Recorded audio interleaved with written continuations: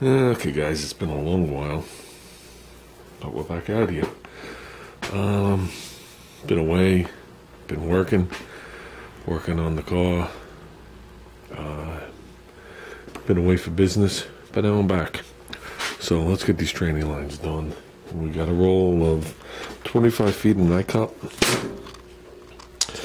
I don't think I'm coming across between the pan and the, we gotta charge this. These originally came out on the driver's side of the transmission, came forward, went in between the oil pan and front of the inspection cover for the torque converter, then rode alongside the starter, went up over the cross member and came over. I don't think we're going to do that. I think what we're going to do is, I think we're going to continue forward and ride on this side of the oil pan. You got to keep it tight to the engine. The engine does rock, so the further you bring it out, the more it wants to swing rather than just rock. There will be rubber at the end. I use power steering return hose. Not a lot, but that's what I use. So it'll allow for flex. I do have to mount it somewhere so it doesn't tug on these. Basically what I'd like to do is, after I pass the front of the transmission, I'd like to hook them together. And I think what I'm going to use to hook them together is, if you ever seen like the billet blocks, I hate the word billet, but the machine blocks, how's that? That they use for the like 8mm sparkle wires, and they have to bolt through them, and it holds 2 wires, 3 wires, 4 wires, depending on which one it is. You can actually buy sets of those for like $6. And I think I'm going to get the ones, well, it'll be the complete set, but I'll use the ones that have for 2 8mm here, so I'll grab it here and then grab it later on, and that'll keep the lines hooked to each other, and then I'll just come up with 1 or 2 key points to secure it. So if I come out of here, hook them together, and then if I hook it from there to the bottom inspection cover bolt with a nice little bracket, it won't tug on this, and then we'll find a place forward from there and work on it from there. AMCs have the cool lines on the right side of the radiator, but we're not using the radiator anymore, so it doesn't matter if I come up the driver's side. It'll actually be hopefully easier because I'll be avoiding the oil filter, the starter, and all the stuff like that. On this side, we have to deal with the low radiator hose, which isn't a problem, and the fuel pump, which originally the factory one went up, this one goes down, because it's the super pump. But I think we should be good. I think we could sneak it right through there. Right through there. A load of duct tape, bunch of zip ties, a couple band-aids. I think we'll be good, because that's what we're going to do. We're going to get the training cooler done. Then Junior's going to come out here and finish up the wiring. Obviously get rid of all this temporary wiring, and then we'll bleed up the brakes. We'll take it for a ride. That's the progression we want to go in. So at this point I can't even start the car because I don't have training cooler lines on it. So okay, let the fun begin. Okay, how'd we do? Oh, we did pretty good. We made up the 2 training lines. Originally, the pump side and the return side are on the driver's side on these 727s. And on an AMC, they come forward, they sneak between the bell housing and the oil pan, they ride this side of the block, and that's where the things are for the cooler. Okay, Chrysler seems to bring them straight. Well, I thought about that. You have to be dead on, and then it doesn't really fit with this Canton pan.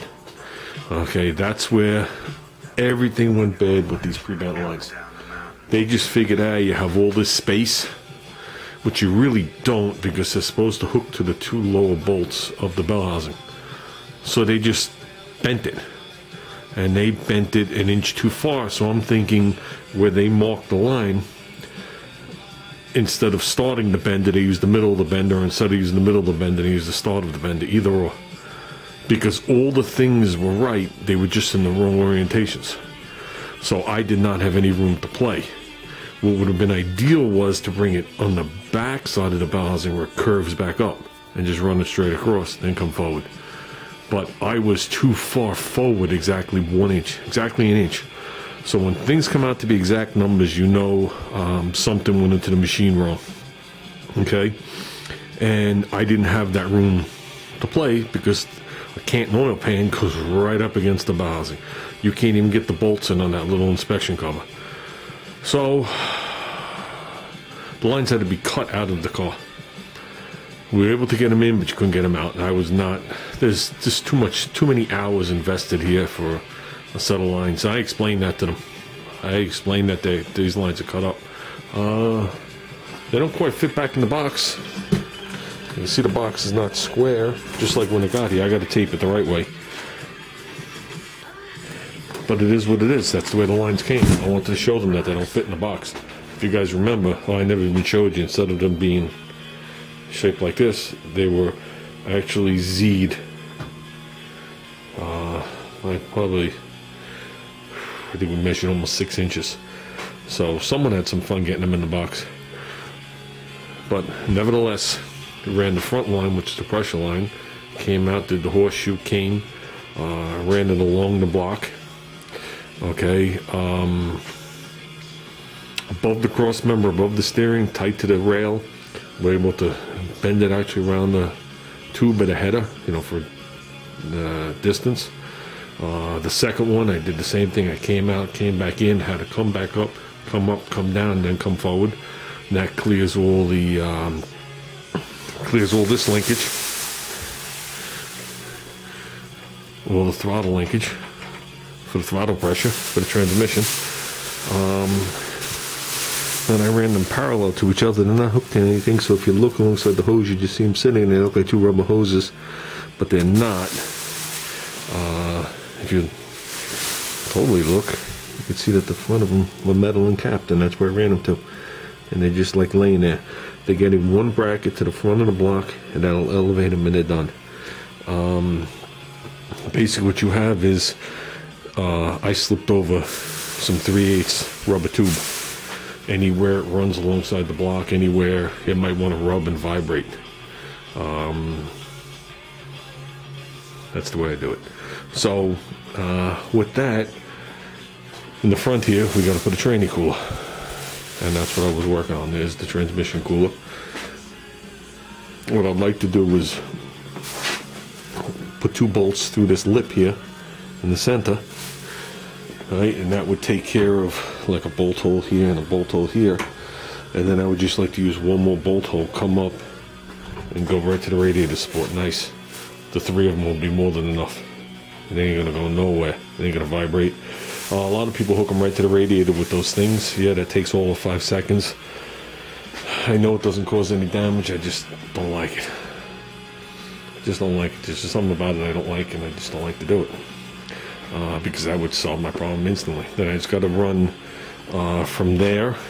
I'll use the, now they call them fuel injection clamps, but they're not really fuel injection clamps.